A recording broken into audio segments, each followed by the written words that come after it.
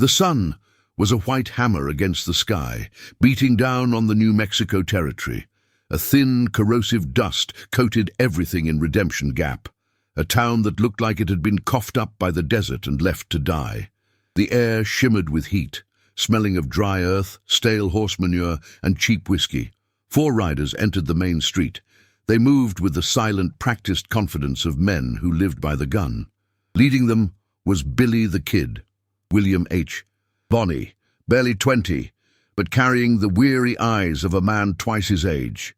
His Colt .45, holstered low, looked like an extension of his body.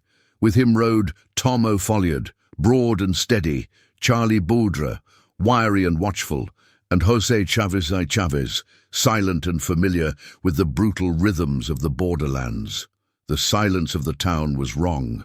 Men leaned against saloon posts, not drinking, but watching. The wind whistled a high, lonely tune between the false fronts of the buildings. "Something's foul in the water, Billy," Tom O'Folliard drawled, tugging his bandana higher over his nose. Billy's gaze swept the street. He didn't stop his horse, a sturdy bay named Pat, until they reached the hitching post outside the general store. "Keep your hands loose, boys," Billy murmured. His voice was lighter than expected, almost boyish, but it carried the authority of cold steel. "Town feels like a snake in a basket." The store was dim and smelled of leather and lamp oil. A few locals scattered as the gang entered. Billy moved to the counter, not looking at the nervous clerk, but scanning the shelves. "We need flour, coffee, and a handful of cartridges." 4440, 45 long Colt, he ordered, resting his elbows on the counter. A man, his face pinched with fear and worry, approached them cautiously. He was a pioneer type, hands calloused from honest work. "Mr. Bonney?" the man whispered. Billy turned slowly. His famous, slightly cocky grin vanished, replaced by a cold blankness. "Some folks call me that. My name is Silas. I know why you're here, or why you ride. I know you're an outlaw, but they say you got a sense of fairness." Charlie Bouldre spat a stream of tobacco juice on the floor. "Fairness is a word dead men use, Silas. Speak your piece." Silas gestured toward a small, tidy house at the end of the street. "It's about Lila May, Corisco's niece." The house was humble but well kept, a small oasis of order in the dusty chaos. The riders dismounted and followed Silas to the porch. Seated on the small porch, in a sturdy wooden wheelchair, was Lila May. Her eyes were fiercely independent, her small frame radiating a brittle dignity. She held a book in her lap, but her fingers were tracing the worn spine, not the words. "He won't even let her have dignity, Mr. Bonney," Silas whispered, his voice cracking. "Sheriff Carver. He wanted her Uncle Corisco's land. Corisco refused. Carver couldn't take him in a fair fight, so he came here to the weakest target." Lila May finally looked up, her clear eyes settling on Billy. The boyishness was gone from his face. He remembered the feeling of being helpless, of being mocked by men wearing a badge. "They came for my uncle's reputation, not his land," Lila May said, her voice surprisingly strong, honed by years of solitude. "And Dick Carver brought his dog, Stumpy Miller, that fat slug of a pistolero. They dragged me out, right here on the porch." She stopped, breathing deeply, the memory of physical pain. "Miller poured whiskey on my chair and made me beg him not to burn the only thing keeping me upright." Carver laughed, said justice in Redemption Gap was seated on a fast horse and not on a useless chair. "He soiled me to prove a point to my uncle." Billy the Kid knelt, bringing his eyes level with hers.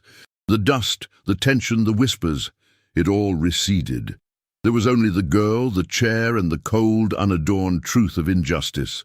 "Sheriff Carver and his mongrel Miller," Billy said, the names tasting like bitter iron. "Corisco won't be back for weeks. Carver knows. They humiliated me, Mr. Bonney. They stole the quiet I had left. I don't ask for charity. I ask for the debt to be paid." Billy the Kid stood up, brushing dust from his knees. He looked back at his gang. They nodded, their faces grim. They understood the code of the frontier. When the law became the criminal, the outlaw sometimes had to become the judge. "Ma'am," Billy tipped his Stetson. "Carver and Miller just punched the wrong dog. I reckon I owe Corisco a good turn, and I owe you a clean street. Justice ain't always swift, but it should be clean." Billy and his men rode out slowly, heading for the hills. As they cleared the last buildings, Tom O'Folliard turned his head. "Billy, look yonder. The livery. Two mean-looking men, low-slung Derringer pistols visible under their coats, were casually smoking outside the livery stable, eyes fixed on Lila May's house. They weren't townsfolk. They were hired guns, looking like vultures on a fence post. "Carver knows the deed done was big enough to draw blood," Doc Scurlock observed, squinting at the men. "He put his hounds to watch the witnesses." Billy's jaw tightened. The quiet cruelty was escalating to calculated danger. "They ain't just watching, Doc. They're making sure nobody talks. Well, that little humiliation just became a full-blown war. We find a canyon. We plot the course. Tomorrow, we ride back and take the town back for the girl." The sun sank, casting long, menacing shadows across the Badlands as the four outlaws disappeared into the hills, leaving the watchers unaware that the tide of true violence had just turned against them. A thin crescent moon hung above the jagged, sculpted rock formations. Billy's gang was settled in a hidden arroyo, a dry wash that offered both cover and a clear vantage point. The fire was a small, smouldering ember, spitting out meager warmth. The sound of the wind was a constant, mournful drone. The smell of burning juniper and strong coffee hung heavy in the cold desert air. Billy was bent over a rough map, sketched on a piece of oiled canvas, a small pencil stub marking key locations: Sheriff's Office, Bank, the Golden Spurs Saloon, Carver's favorite haunt, and Lila May's house. "Carver ain't just a badge, he's a disease," Billy said, his voice flat. "He's using his star to carve up the county. Humiliating that girl wasn't just spite, it was a power play." Doc Scurlock, the most methodical of the group, leaned in. He spoke with the precision of a man who'd seen the ugly truth of blood and bone.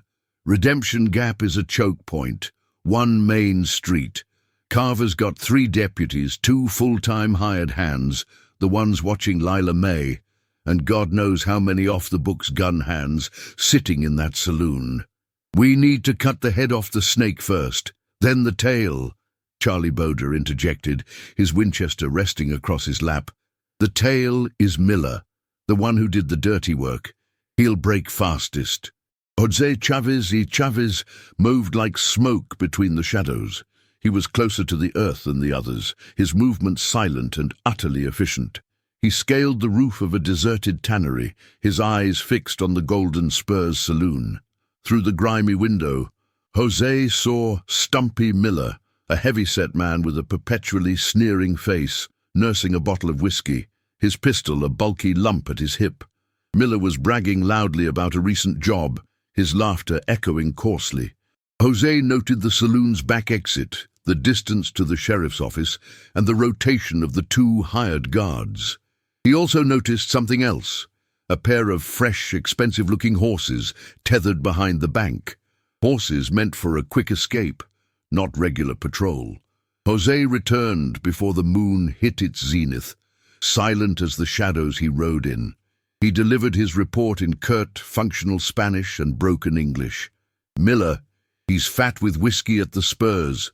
He talks about land. He talks about money." Jose pointed a lean finger at the map. 2 sentinels, predictable, but behind the bank, new horses, fast ones, not Carver's men. Doc Scurlock's eyes narrowed. "New money means bigger trouble. Miller and Carver aren't just holding Corisco's land, they're securing a score, a big stagecoach robbery or a land sale closing. They needed the town quiet. Miller's humiliation of the girl was just a sick show of power to keep the locals docile." Billy felt a cold certainty settle in his gut. The cruelty wasn't personal, it was business. That made it worse. "That scum Miller will pay for the act of a dog, and he'll pay for the plot," Billy announced, pulling his pistol and checking the cylinder. The familiar click, click, click was the sound of destiny. "Here's the play," Billy outlined. Tom and Charlie, you ride low. Secure the sentinels first. Quiet. No noise for the town to hear. Doc, you and Jose get to the sheriff's office. I want the jailhouse door locked from the outside. Keep the deputies pinned down. I want Carver alone, isolated. And Miller? Tom O'Folliard asked, adjusting his hat. Miller's mine, Billy said, his voice dropping to a dangerous register. He made a show of his cruelty. We'll make a show of his justice. We get him out of that saloon and we interrogate him. I want to know where the gold is and where the extra guns are planted. The sky was the color of bruised peaches, the first light cutting across the arid landscape. The four men mounted their horses. They moved as a single organism, a quiet engine of retribution. Remember the code, boys, Billy reminded them, his hand on his reins. We're here for the girl, not the gold, but if the gold leads us to the other snakes, we take 'em.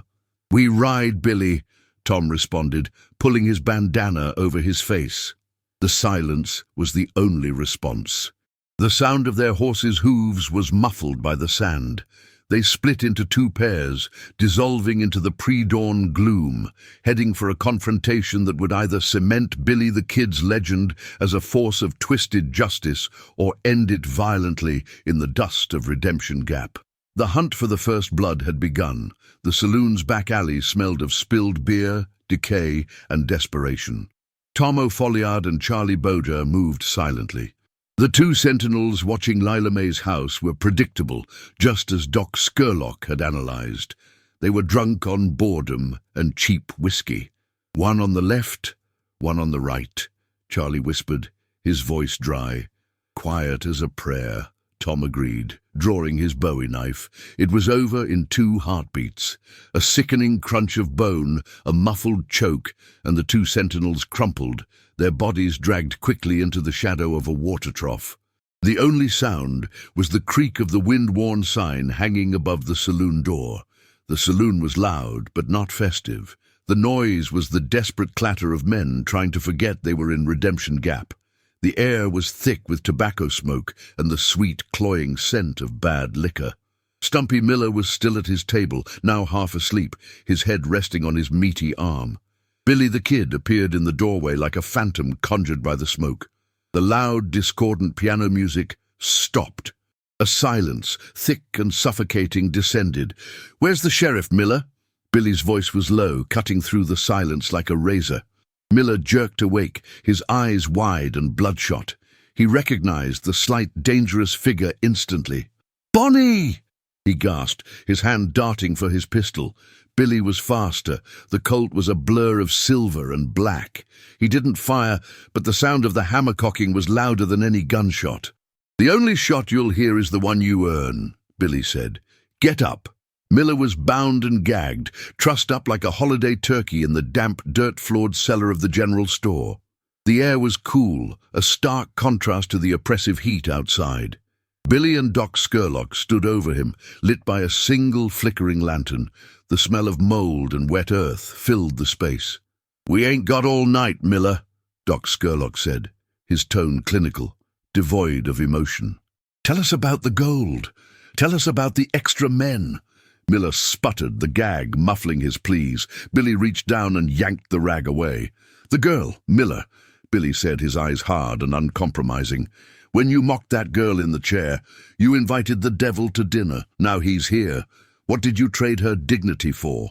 Miller coughed, fear turning his bluster into a pitiful whine. "Nah, Carver set it up. It's the stage. The Santa Fe Express, carrying the territorial payroll. He hired 5 extra guns. They're holed up in Eagle Pass Canyon, waiting for the stage and covering all the high trails out of town." "Eagle Pass," Doc repeated, scribbling notes on his canvas map. "The canyon is a perfect choke point. An ambush waiting to happen. Carver told me to watch the girl, make sure she didn't send word. He was afraid of Corisco, not you. I just did what I was told," Miller wailed, the tough facade crumbling into pure cowardice. "You didn't just do what you were told, Miller." Billy's voice was dangerously soft. "You enjoyed it. That's the difference between an outlaw and a snake."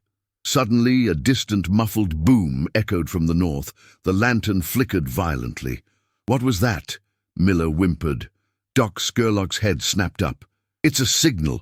I saw a fresh scorch mark on the telegraph pole in town." Carver set up a trap for the stage.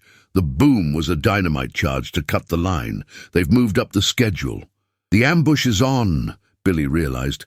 "They're not waiting for morning. Carver knows something is wrong here." Billy looked down at Miller. The choice was simple, brutal, and swift. "You earned your sentence, Miller. Justice for Lila May and for every soul Carver stepped on," Billy said. He reached for his Colt. "No, please, I told you," Miller pleaded, but the sound of the chamber cycling shut him up faster than the gag. The resulting gunshot was muted by the cellar walls and the deep earth. Stumpy Miller's justice was served. Billy, Doc, Tom, and Charlie emerged from the store, their faces determined. Jose Chavez met them at the hitching post, his horse stamping restlessly. "The dynamite, Doc! Eagle Pass! We're too late!" Billy exclaimed. "Not too late to save the payroll, but too late to catch Carver sleeping," Doc said, pointing to his map. "Carver and his main deputies will be at the canyon now, coordinating the trap. The town is mostly empty of his guns." "Then we hit them where they stand," Billy declared. "We go after the gold and the sheriff. Tom, you and Jose ride hard to Eagle Pass, cause chaos, make noise, scatter those gunmen like quail. Charlie, you and I are going to the sheriff's office. We take out the remaining support. We divide and conquer. The final act starts now." They mounted up. The town was eerily quiet, the kind of silence that precedes a massive storm. The two pairs rode hard, the rhythmic thud of their horses' hooves their only confession as they sped toward the pre-dawn violence that awaited them. The canyon was a grim, narrow scar in the earth, the perfect killing ground. Sunlight had just begun to creep over the rim, but the pass itself was still submerged in deep blue shadow. The air was cold, smelling of ancient rock and anticipation. Tom O'Folliard and Jose Chavez rode the ridgeline, their horses breathing heavily. They saw the 5 gunmen, hired thugs in long coats, positioned strategically behind thick boulders. And there, coordinating them, was Sheriff Ben Carver, his black hat standing out against the pale rock, his hands gripping a Winchester repeater. "That's him," Tom whispered, raising his own Winchester. "The serpent. We shoot the horses, then the men," Jose instructed, his eyes calculating the angles. "No time for talk." Tom took aim. He didn't wait for a signal. The sound of his first shot, followed immediately by Jose's, cracked the silence of the canyon. 2 horses, tethered near the canyon floor, went down, screaming. Chaos erupted. Carver roared orders as the gunmen scrambled for cover, realizing they were outflanked. The stagecoach, a distant dark smudge, was rapidly approaching the canyon mouth, oblivious to the massacre planned for it. The exchange of gunfire was deafening, the echoes bouncing madly off the canyon walls. Tom and Jose maintained relentless pressure, forcing the ambushers to look up, away from their intended target. Charlie Boder and Billy rode fast into the main street. The deputies, surprised by the silence from the sentinels and the crack of distant gunfire from the canyon, were huddled nervously in the sheriff's office. "Charlie, the windows!" Billy yelled, leaping from his horse and taking cover behind a wooden water barrel. Charlie, an absolute master with a 6-shooter, laid down a withering crossfire, breaking the glass and forcing the 2 remaining deputies deep into the office. Billy darted across the open street, slamming his shoulder against the jail door and locking it tight with a massive rusted padlock. "You're stuck, boys. Tell Carver his reign is over," Billy shouted. The main street was now empty, the townsfolk wisely locked inside their homes. The only movement was the dust kicked up by the brief flurry of gunfire. The fight in the canyon was brutal. The stagecoach, alerted by the gunfire, had stopped just short of the entrance. Tom O'Folliard, taking advantage of a mercenary reloading, rose and fired 3 quick shots. The man crumpled, his rifle skittering away.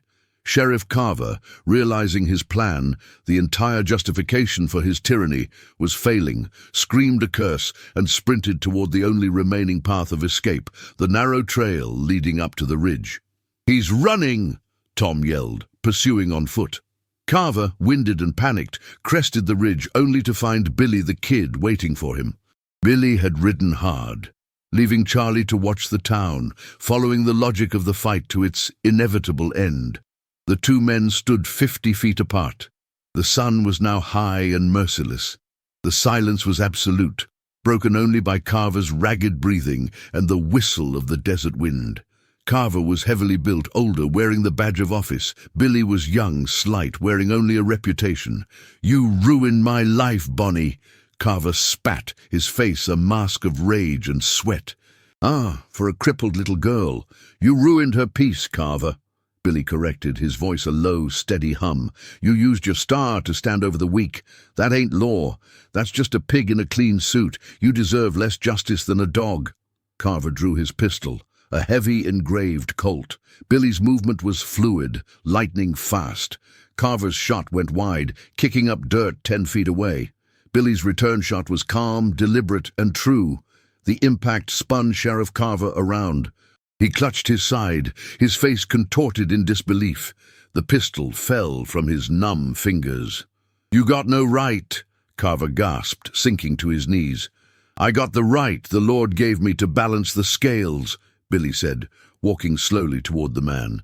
"You stand trial by me. The verdict for cruelty and theft of peace is the highest penalty." Billy the Kid stood over the sheriff. He fired a final, clean shot, delivering an execution as swift and decisive as any judge on the frontier could order. The battle was over. The payroll was safe. The surviving gunmen had fled into the desert. Doc Scurlock and Charlie Baudra were securing the abandoned loot and the captured deputies. Billy the Kid rode back to Lila May's house alone. The sun was setting, painting the dust in fiery orange and deep crimson. He dismounted and walked onto the porch.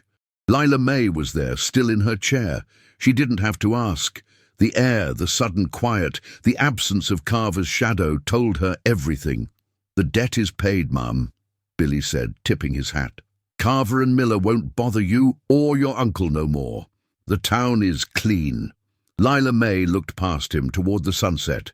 A faint, almost imperceptible smile touched her lips. "Thank you, Mr. Bonney. You proved a man's code is worth more than a man's star." Billy nodded.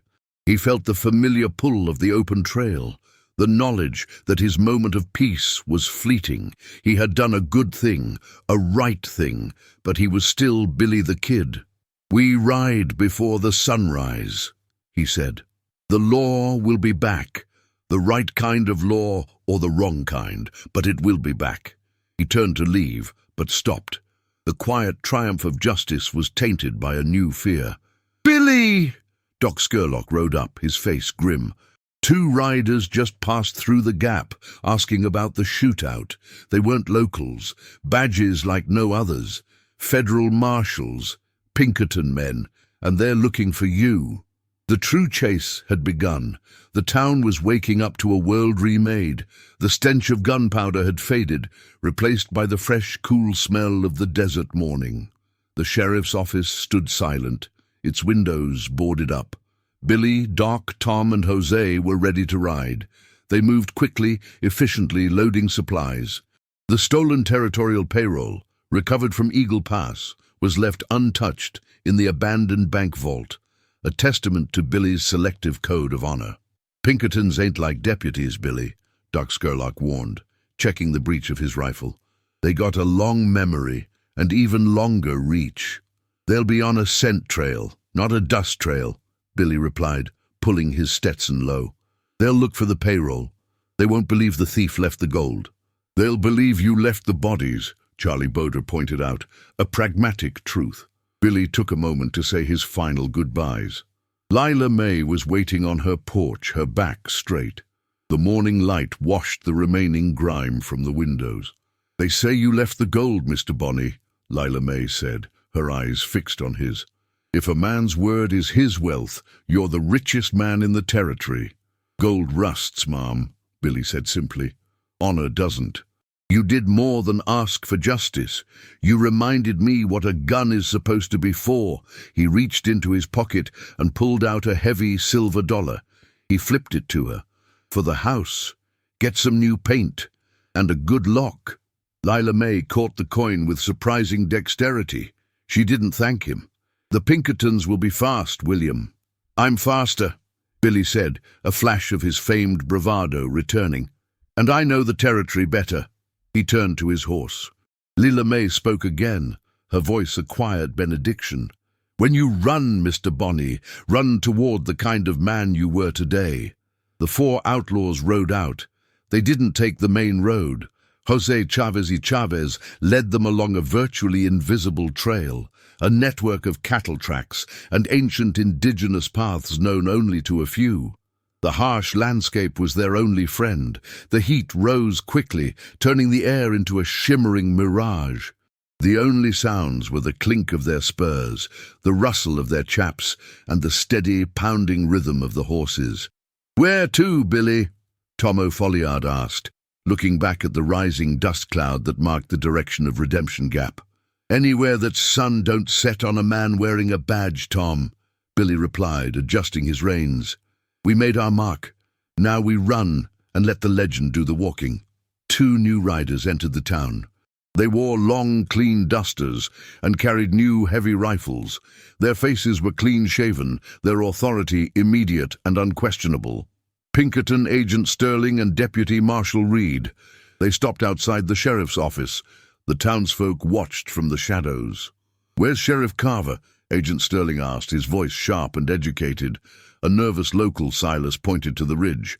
"Up on the canyon ridge, with the other outlaws." Sterling looked at the boarded-up windows and the bullet holes. He saw the cold trail leading out of town. "William H. Bonney," Sterling said, the name a curse on his tongue. "He murdered the sheriff and left the gold." "Why?" "He didn't want the money, sir," Silas muttered, gathering his courage.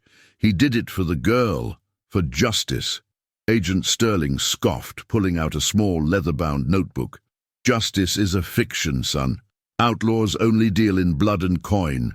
Bonney's trail is fresh. We'll bring him back, dead or alive." Reed, the marshal, pointed to the faint tracks leading away from the town, tracks only a practiced eye would notice. They split from the main road, riding light, heading for the Fort Sumner area, maybe. "Then we follow.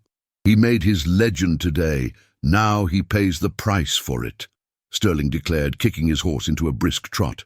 Billy and his gang were a mile ahead, riding into the vast, unending expanse of the American West. The sun was low, casting their silhouettes as giants against the horizon. The wind seemed to carry the distant, anxious sound of the pursuing law. Billy the Kid didn't look back. He had honored his vow, defended the helpless, and killed the tyrant. He knew the price of that righteousness was a lifetime on the run. He spurred his horse onward, disappearing into the wide, unfeeling majesty of the desert, his name echoing in the canyons of the territory, the legend of the young outlaw who rode against corruption for the dignity of a girl in a wheelchair, a tale that would be told in every saloon fire and on every dusty porch from New Mexico to Arizona, forever placing him on the fine, bloody line between hero and villain. Fade out.